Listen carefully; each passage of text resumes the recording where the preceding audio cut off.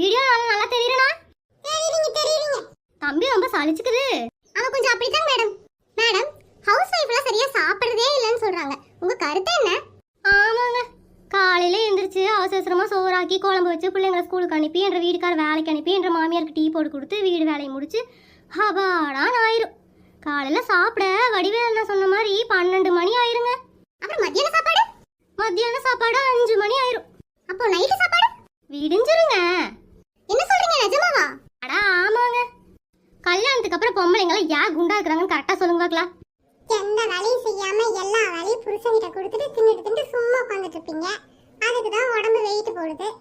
நீ இப்ப வாயை மூடிட்டு இருக்கலன்னு வச்சுக்கோயே, நான் என்ன பண்ணணும்னு எனக்கே தெரியாது. நீங்க சொல்லுங்க மேடம். அட சாப்பாடு 3 நேரம் கரெக்டா சாப்பிட்டோன்னு வச்சுக்கோங்களேன், உடம்புல வெயிட்டே போடாதாக்கும். எல்லாரும் உடம்புலயும் காத்து தாங்க இருக்குது. சரியா சாப்பிட்றது இல்ல, சரியா தூங்குறது இல்ல. அது மட்டும் இல்லைங்க, எதுவுமே ஆரோக்கியம்